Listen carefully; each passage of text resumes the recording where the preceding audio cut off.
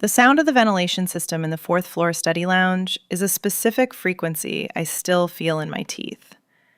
It was a low, steady hum that should have been the soundtrack to my academic perfection, a white noise for memorizing organic chemistry structures and forgetting the world outside. Instead, it became the background radiation for something far more volatile.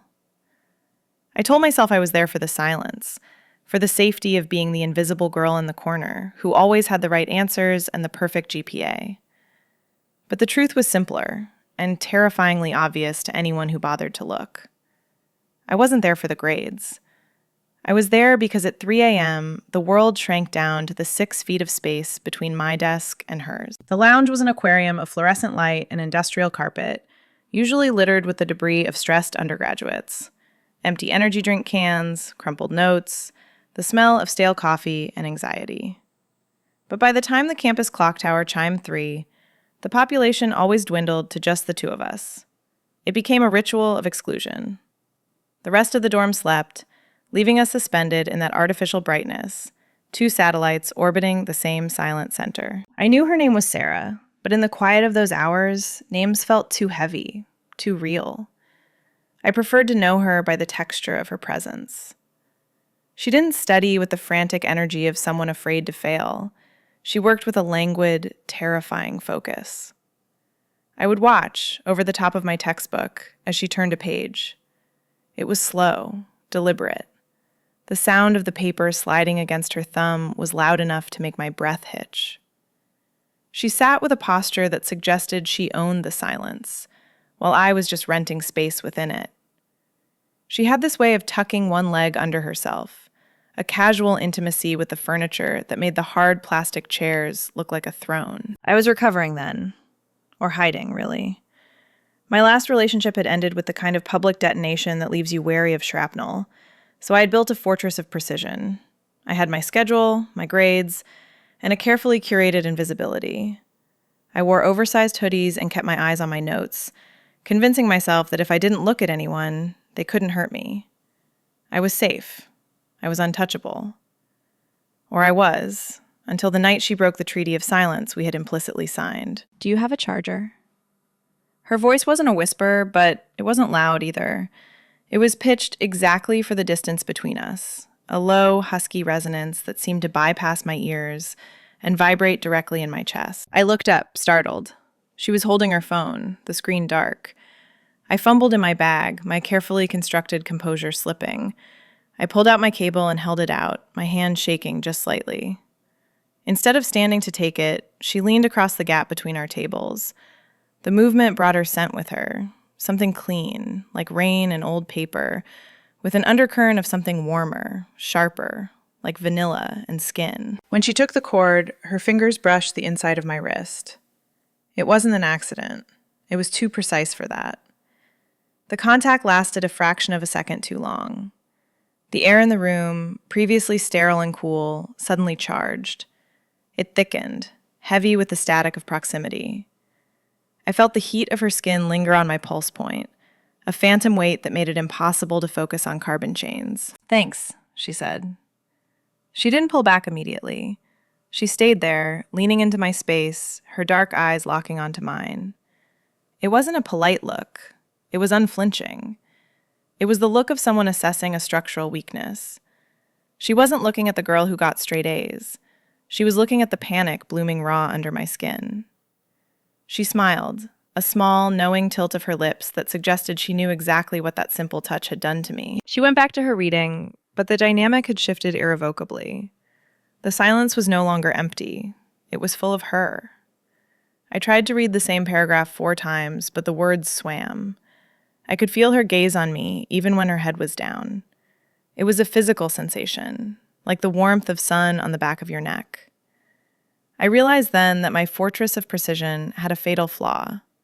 It was made of glass, and she was the only one looking close enough to see inside. The safety I had cultivated was dissolving in the humidity of her attention. I should have packed up my books and left right then, retreated to the safety of my single room. But I didn't move. I stayed, terrified and thrilled, letting the silence stretch tight between us. If the study lounge was a sanctuary of cold, sterile light, the basement laundry room was its humid, chaotic opposite.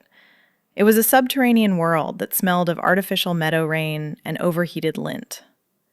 I went down there on a Tuesday night, armed with a basket of darks and the desperate hope that at 11 p.m., the rest of the building would be busy drinking or sleeping. I needed the mundane rhythm of a chore to ground me, to remind myself that I was just a student doing laundry, not a woman standing on the precipice of something I wasn't ready to name. The room was a narrow concrete box, lined with industrial machines that shuddered and groaned in a constant rhythmic thrum. The air was thick, heavy with moisture and heat, clinging to your skin the moment you stepped across the threshold. I pushed the heavy fire door open, my eyes already scanning for an empty washer, and then I stopped. The room wasn't empty. Sarah was there. Of course she was. She wasn't doing laundry. She was sitting on top of one of the tumbling dryers, her legs dangling over the edge, a paperback book resting loosely in her hands. The machine vibrated beneath her, a low, mechanical purr that seemed to travel through the floor and up into the soles of my shoes. She looked up as the door clicked shut behind me, and the air in the room, already hot, seemed to spike in temperature. "You're escaping again," she said. It wasn't a question. Her voice cut through the drone of the machines, low and amused. "I'm doing laundry," I corrected, hugging my basket against my chest like a shield. My heart hammered a frantic rhythm against my ribs, out of sync with the steady tumble of the dryers. "It's a necessity." "It's avoidance," she countered, closing her book with a soft snap. She didn't move from her perch. She just watched me, her gaze tracking my movement as I walked to the farthest washer, trying to put as much distance between us as the narrow room allowed. "You walk like you're trying not to leave footprints." I focused on the dial of the washing machine. I poured the detergent with trembling precision, watching the blue liquid coat the plastic cup. "I like to be quiet," I said, my voice sounding thin in the damp air. "There's too much noise everywhere else." "There is," she agreed. She slid off the dryer then. Her feet hit the concrete with a solid, deliberate sound. Leaving her side of the room, she walked down the narrow aisle, closing the distance until she was leaning against the washer right next to mine. The space was too small for two people who were trying to be just friends.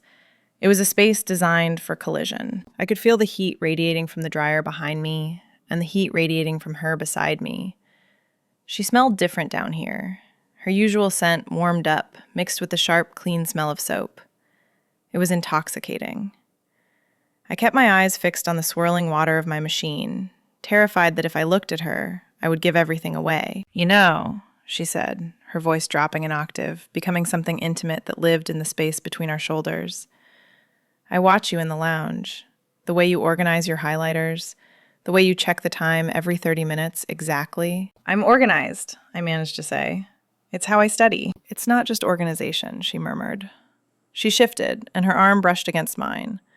The contact was electric, a sudden jolt that made my breath catch. She didn't pull away. She let the contact linger, a warm, solid line of pressure. "It's precision. You treat everything, your books, your time, this conversation, like it's fragile. Like if you make one wrong move, it'll all shatter." I finally turned to look at her. It was a mistake. She was too close. Her dark eyes were wide, searching, stripping away the layers of defense I had spent years perfecting. She wasn't mocking me. She was reading me. She was looking past the grades and the silence to the terrified girl who wanted things she wasn't allowed to want. "Maybe it is fragile," I whispered. The confession hung in the humid air, heavier than the steam. "Only if you drop it," she said softly. Her gaze dropped to my mouth, then back up to my eyes, a slow, deliberate path that felt like a touch. "Or maybe you just need to stop holding it so tight." The subtext was deafening. She wasn't talking about my study habits. She was talking about us. She was talking about the way I held myself apart, the way I locked my desires in a box and swallowed the key. The panic flared in my chest, the old, familiar fear of being found out, of the word lesbian being branded on my skin for everyone to see. But underneath the panic was a pull so strong it made my knees weak. I wanted to lean into her.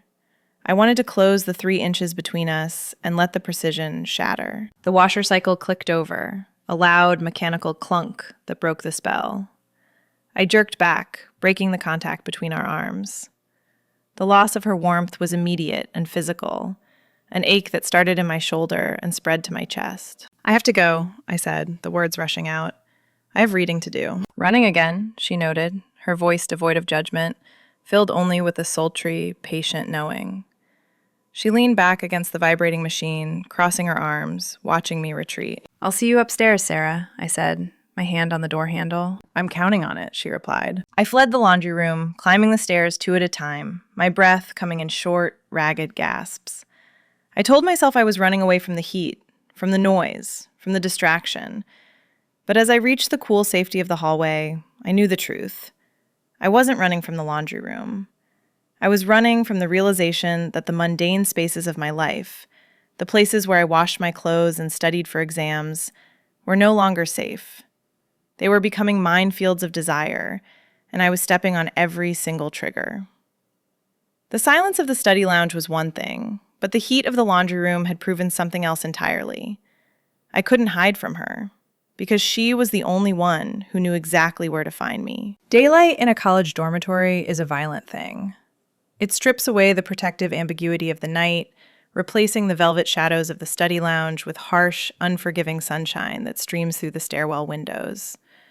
The silence I cherished at 3 a.m. was obliterated by the performative noise of the afternoon.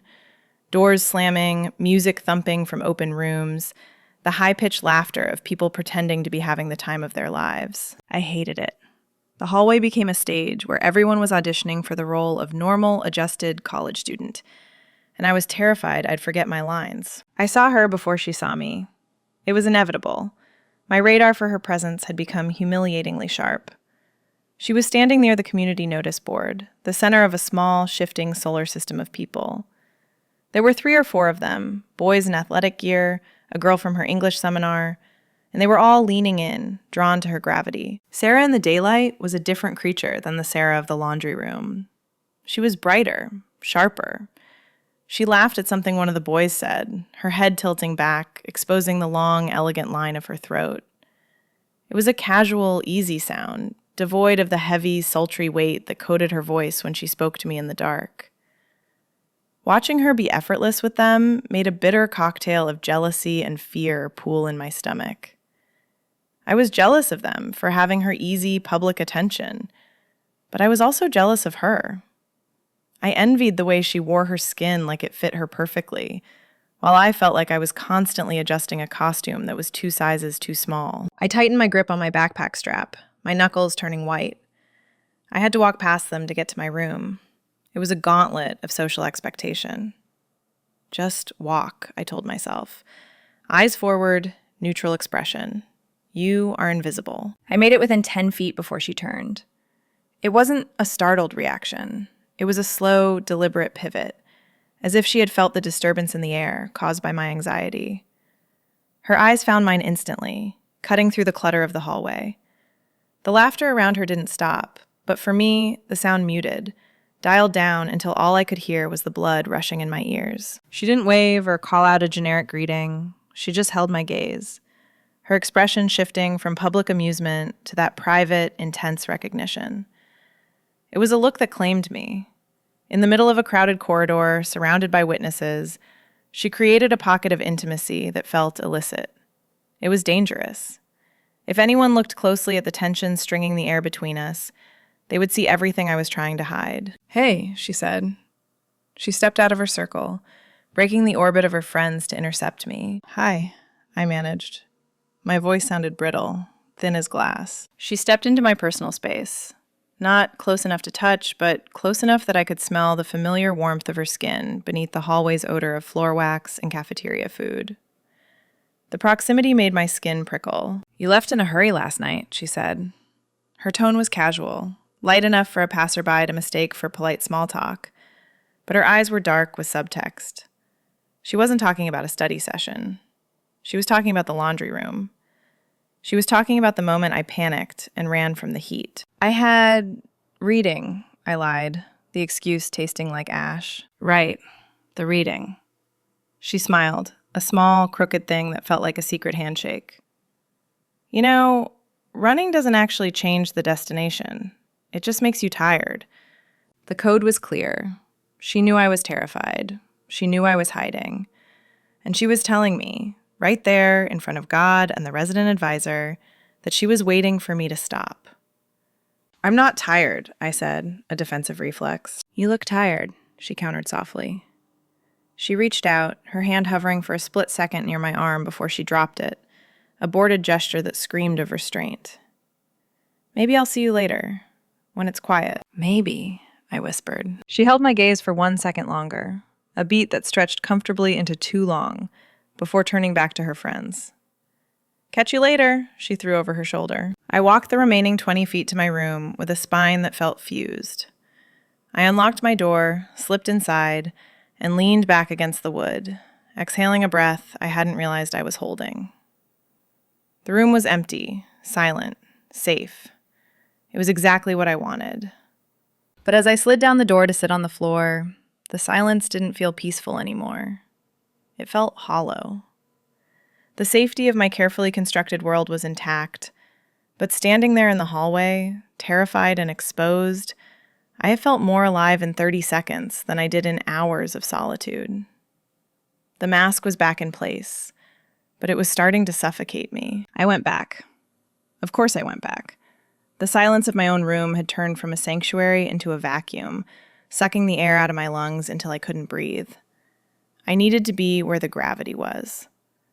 By midnight, I was back in my chair. By 12:15, she was there too. But the atmosphere had shifted. The pretense of academic rigor had finally evaporated. We still had our books open, my organic chemistry, her literary theory, but they were just props now, stage dressing for the real work we were doing. The silence wasn't about concentration anymore. It was about the ritual of meeting. It was a heavy, expectant quiet, the kind that fills a room right before a storm breaks. We weren't studying. We were learning each other. "You flinch when people walk by the door," she said. It was an hour into our vigil. She hadn't looked up from her notebook, but her pen had stopped moving. "Even when you know it's not for you." "I don't like surprises," I said, keeping my eyes on a molecular structure I'd been staring at for 20 minutes without seeing. "It's not surprise," she corrected, finally turning that dark, unflinching gaze on me. "It's anticipation of impact. You move like you're waiting to be hit." The precision of her observation felt like a physical touch, a finger pressing on a bruise I thought I'd hidden. In the daylight, I would have deflected. I would have made a joke or walked away. But here, in the suspended reality of 2 a.m., the defenses were too heavy to lift. I wasn't always this quiet, I admitted. The words felt loud in the empty room. I used to be louder, open. What changed? "I gave someone the map," I said, the metaphor slipping out before I could polish it. "I showed them exactly where all the weak points were, and when they left, they didn't just leave. They detonated the foundation on the way out." I didn't give her the details. The public outing, the ridicule, the way my secrets had become campus gossip at my last school. I didn't have to. I saw the understanding land in her eyes.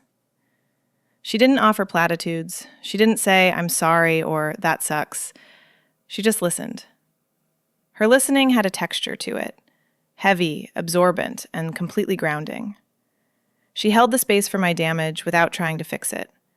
And that simple act was more intimate than any physical touch could have been. "I know that feeling," she said softly.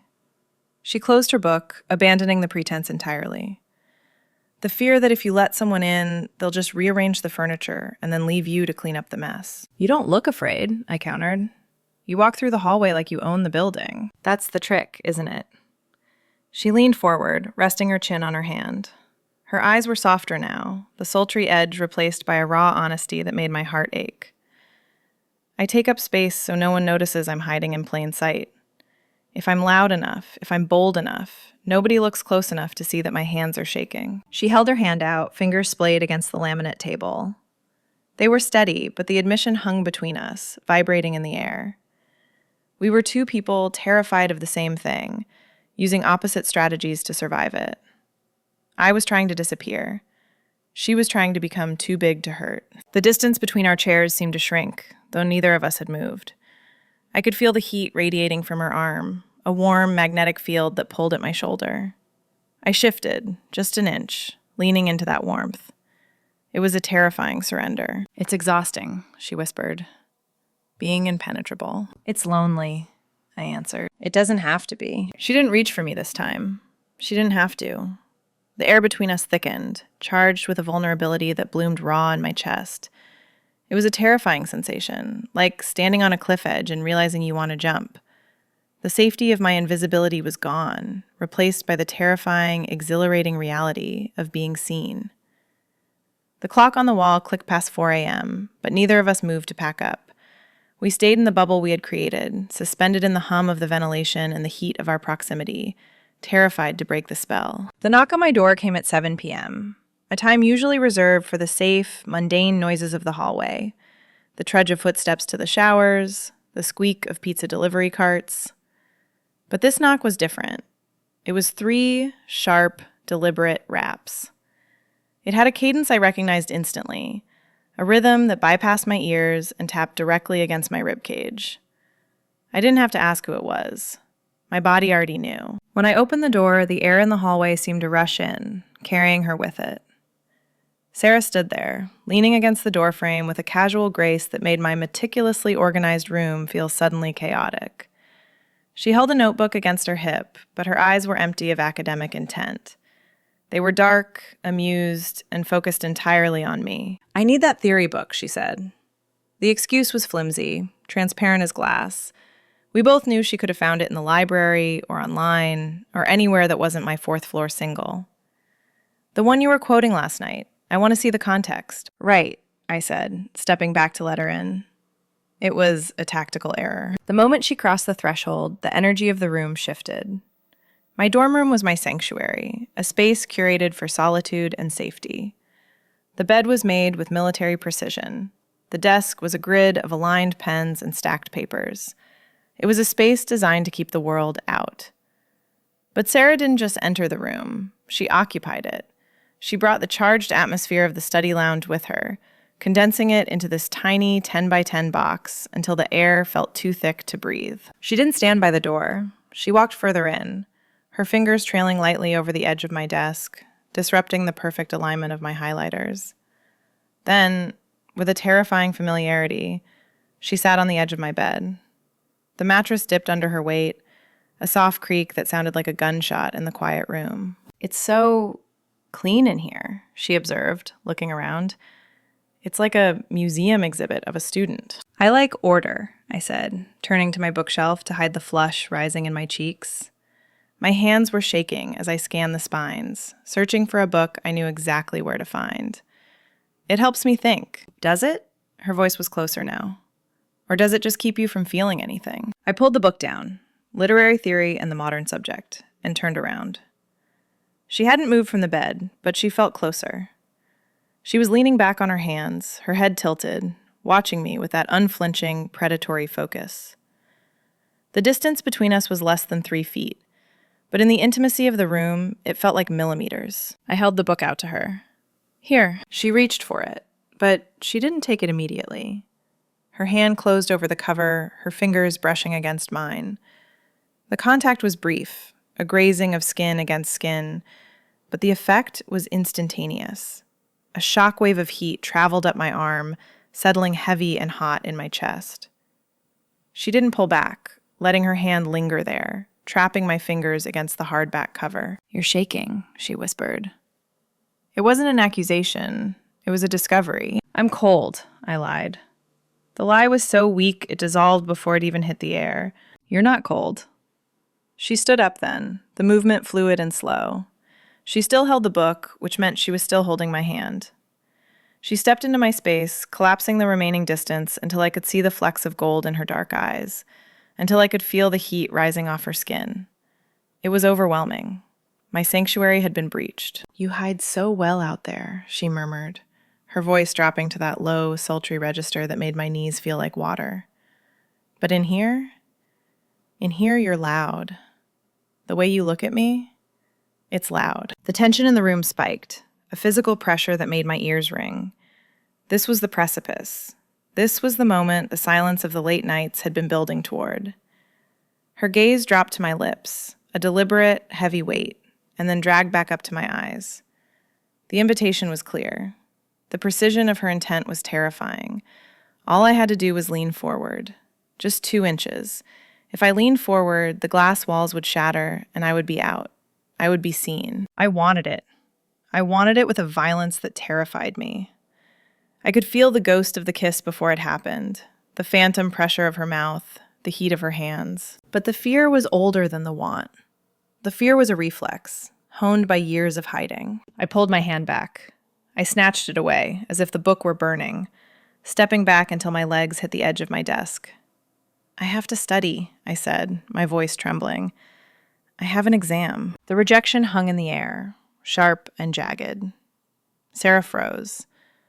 For a second, I saw the hurt flash across her face. Not anger, but a raw, confused disappointment. Then, the mask slid back into place. She straightened up, gripping the book tight. "Right," she said, her voice cool, the warmth evaporating instantly. "The exam. Prioritize the precision, right?" Sarah, I started, but I didn't know how to finish. "It's fine," she said. She turned and walked to the door. She didn't look back. "Thanks for the book." The door clicked shut behind her, a final, definitive sound. I stood in the center of my room, surrounded by my perfect order, my safe silence. But the safety felt like a prison now. The room still smelled like her, that lingering trace of vanilla and skin, and the air still vibrated with the energy she had left behind. I looked at my hand, the one she had touched, and felt the crushing weight of the almost. I had kept my secret, but I had lost the moment.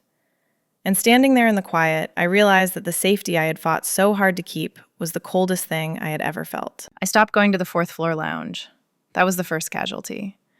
Instead, I trekked across campus to the main library, burying myself in the subterranean stacks where the air smelled of dust, decay, and old glue, rather than vanilla and static. I changed my laundry night to Sunday mornings at 6 a.m., a time so godforsaken that even the machines seemed to be sleeping in their metal rows. I memorized her class schedule, not to find her, but to ensure our paths became parallel lines, always running in the same direction, but never, ever touching. It was a masterpiece of avoidance. I became a ghost in my own dormitory. But precision has a price. I had expected the distance to bring relief, a return to the cool, calm equilibrium I had possessed before she handed me that charger. Instead, the silence I reclaimed felt hollowed out. Without the texture of her presence across the table, the quiet wasn't peaceful. It was stagnant. My body, which had attuned itself to the frequency of hers, went into a kind of sensory withdrawal. I found myself looking up from my books at the library, expecting to see the curve of her shoulder or the dark fall of her hair, only to find empty space and strangers. The absence of her gaze felt physically cold, like a draft in a room where the windows are sealed shut. I missed the weight of being perceived. It worked for 3 days. 3 days of successful, suffocating safety. Then, inevitably, the variables shifted. I was exiting the science building, head down, headphones on, the universal signal for "do not perceive me." I turned the corner and nearly collided with her. She was stopped on the stairs, adjusting her bag. The impact of seeing her was visceral, a sudden drop in cabin pressure that made my ears pop. I froze, bracing for the confrontation. I expected anger. I expected the sharp edge of rejection returned to sender. But when she looked up, her expression wasn't angry. It was tired. There was a confusion in her eyes, a quiet, bruised quality that was infinitely worse than shouting. She looked at me like I was a puzzle she had given up on solving. "Hey," she said. The word was flat, stripped of all the sultry, hidden meanings she used to weave into it. It was just a greeting, a polite, indifferent sound. "Hi," I whispered, clutching my strap like a lifeline. She didn't step into my space or comment on my hiding. She just nodded, a small, final gesture, and walked past me down the stairs. She gave me exactly what I had asked for, distance, and it felt like she had cut me. I stood there on the concrete steps, watching her walk away, and the realization hit me with the force of a physical blow. I was safe. No one knew my secret. My parents were happy, my grades were perfect, and my reputation as the quiet, focused student was intact. I had successfully protected myself from the risk of being known, and I hated it. I hated the safety. I hated the cold, sterile perfection of a life without that terrifying heat. The walls I had built were keeping the danger out, but they were keeping the air out too. That night, I went back to the study lounge, but 3 a.m. came and went, and the chair across from me remained empty. The silence wasn't a companion anymore. It was just lonely. I tried to find a new hiding spot, a place deeper than the fourth floor lounge, somewhere the silence was absolute. I ended up in the basement stacks of the main library, in the narrow, dust-mote-filled aisle between the Z's and the periodicals. It was a space that smelled of decomposing paper and glue, lit by a flickering fluorescent strip that buzzed like a trapped insect. It was the kind of place you went to disappear completely. I sat on the floor, legs crossed, a book open on my lap that I wasn't reading, trying to convince myself that this solitude was a victory. But you cannot hide from someone who has memorized the frequency of your fear. I didn't hear her approach. The industrial carpet swallowed footsteps whole. One moment, I was alone with the dust. The next, the light at the end of the aisle was blocked. I looked up, and the air left my lungs in a rush. Sarah stood there. She wasn't smiling. She wasn't holding a book or a prop.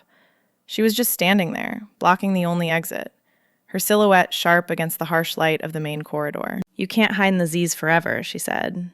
Her voice was low, stripped of the playful, sultry teasing she had used in the laundry room. This was different. This was raw. It was the sound of someone who had run out of patience. I scrambled to stand up, the book sliding off my lap and hitting the floor with a flat, heavy thud. "I'm not hiding," I said, the lie tasting like copper in my mouth. "I'm researching." "Stop it." She took a step forward. The aisle was narrow, barely wide enough for a cart, and her movement consumed the space. "Stop lying to me. Stop lying to yourself. It's insulting." "I don't know what you want me to say," I stammered, backing up until my shoulders hit the metal shelving behind me. The cold steel bit into my back through my shirt, grounding me in the terrifying reality of the moment. "I want you to tell me why," she demanded. She didn't shout. She didn't have to. Her intensity was a focused beam, hot and precise. "Why you looked at me like that in your room, like you wanted to consume me, and then treated me like a stranger the next day. I want to know why you're running from the one thing that actually makes you feel alive." "It's not that simple," I whispered. My heart was hammering against my ribs, a frantic bird trapped in a cage. "You don't understand the stakes." "Then explain them," she countered. She took another step. She was close now, close enough that I could see the tension in her jaw, the hurt swimming beneath the anger in her dark eyes. "Tell me what is so terrifying about us that you'd rather be miserable alone in a basement." "I can't be you," I admitted, the words tearing out of my throat before I could check them. "I can't walk down the hall and not care who sees. I can't be loud. I have spent my entire life building these walls, Sarah. I have spent every minute making sure the glass doesn't crack. If I let this happen, if I let us happen, everything shatters." "So let it shatter," she said. Her voice dropped, losing its edge, becoming something softer, more dangerous. "What are you protecting, really? A version of yourself that doesn't even exist? A performance?" She stepped into my personal space then. The distance was gone. I could sense her, the proximity, the tension, the heat of her skin. It was overwhelming. It short-circuited every defense mechanism I had left. "I'm not asking you to come out to the whole world tomorrow," she said, her eyes locking onto mine, unflinching. "I'm not asking for a parade. I'm asking for this, for the truth of what happens when we're in the same room. I'm promising you precision, not chaos.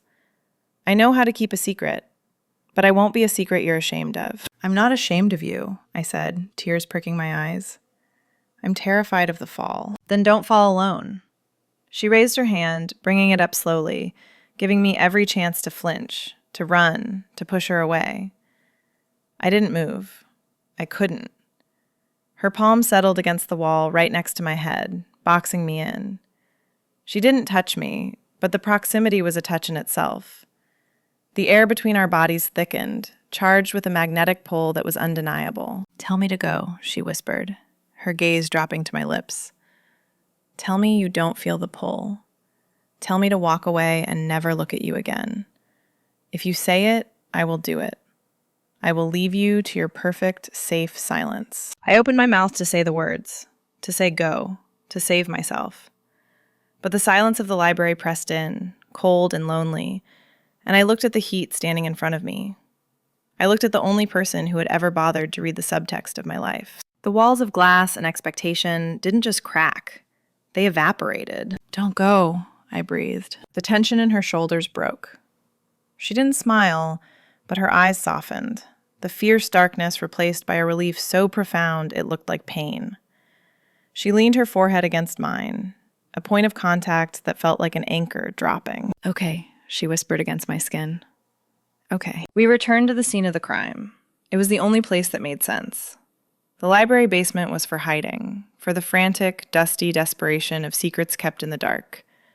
But the fourth-floor study lounge was where the truth lived. We walked back in silence, not the heavy, suffocating silence of the last few days, but a companionable, electric quiet that felt like a wire humming with current. It was 2 a.m. The campus was asleep. The dorm settled into its nightly coma of exhaustion and cheap beer. But inside the glass-walled fishbowl of the lounge, the air was vibrating. I sat at my desk, the same scratched laminate surface where I had spent months building my fortress of precision. Sarah sat across from me. We opened our books, my chemistry, her theory, but the pretense was so thin it was almost comical. We weren't studying. We were waiting for the inevitable. The atmosphere had shifted entirely. The fear that had been choking me for weeks had evaporated, replaced by a heavy, sultry anticipation that settled low in my stomach.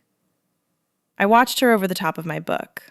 She wasn't reading. She was watching her own hand as she traced the edge of the table, her finger moving back and forth in a slow, hypnotic rhythm.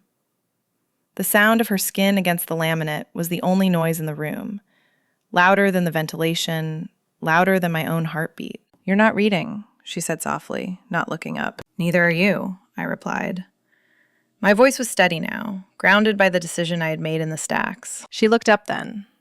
The intensity of her gaze hadn't diminished, but the quality had changed. It wasn't searching anymore. It was claiming. She closed her book with a soft thud that signaled the end of the academic charade. She stood up. She didn't leave. She walked around the table to me. My breath hitched, a sharp intake of air that betrayed the sudden spike in my pulse. She stopped beside my chair, invading the 6 feet of safety I'd once cherished. She was close enough that I could feel the heat radiating off her, a physical warmth that seemed to seep through my clothes and into my skin. She leaned back against the edge of the table next to mine, crossing her arms, looking down at me. So, she murmured, her voice dropping to that register that bypassed my ears and went straight to my spine. Here we are. No more walls. No more walls, I agreed, turning my chair to face her. She reached out.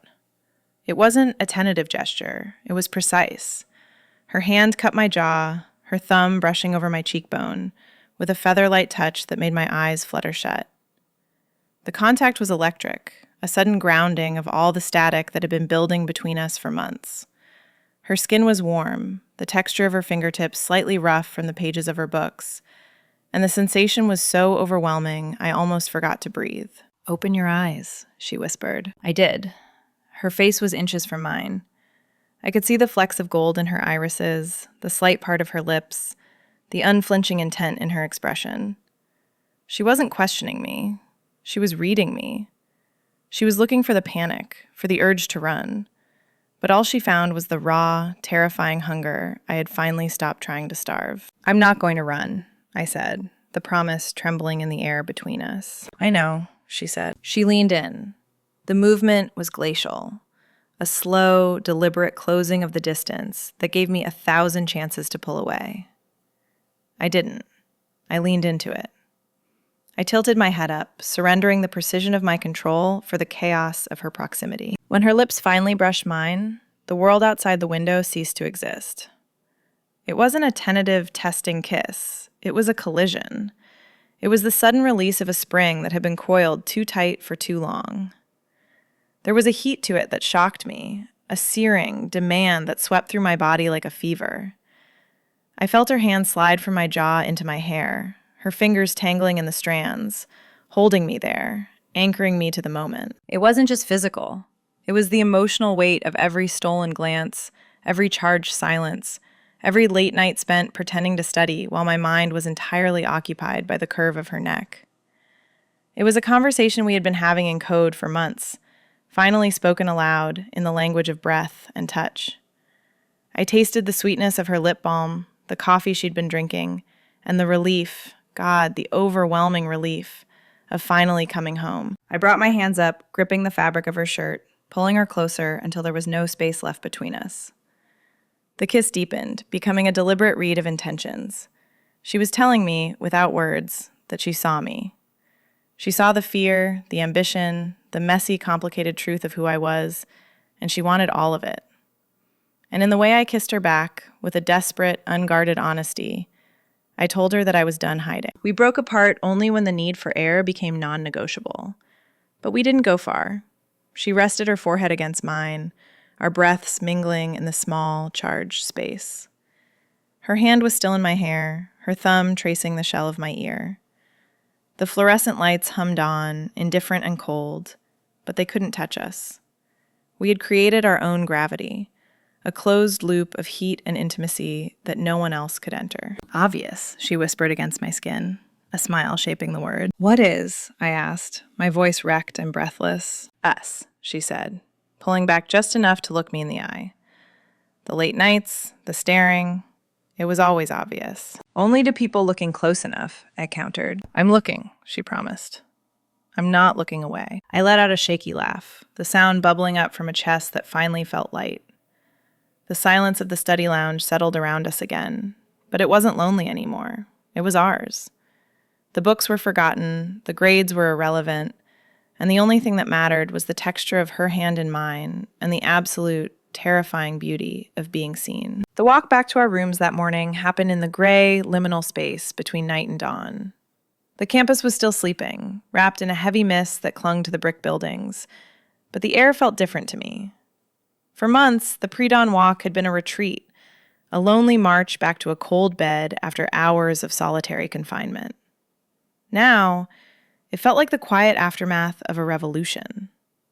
We didn't hold hands, the risk was still too high, the habit of hiding too ingrained.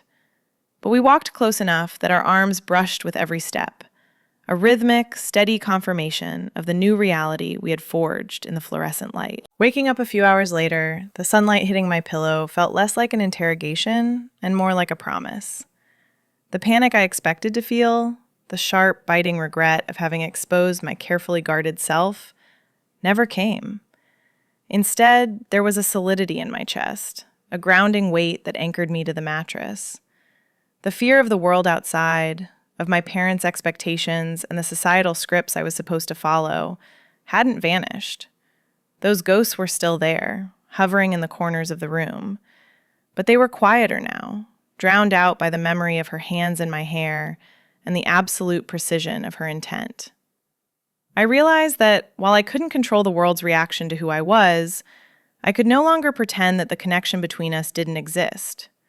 The variable had been introduced, and the equation had changed permanently. The true test came in the hallway at noon. The dorm was in full swing, a chaotic symphony of slamming doors, loud music, and students rushing to lunch. I stepped out of my room, my backpack heavy on my shoulder, and saw her immediately.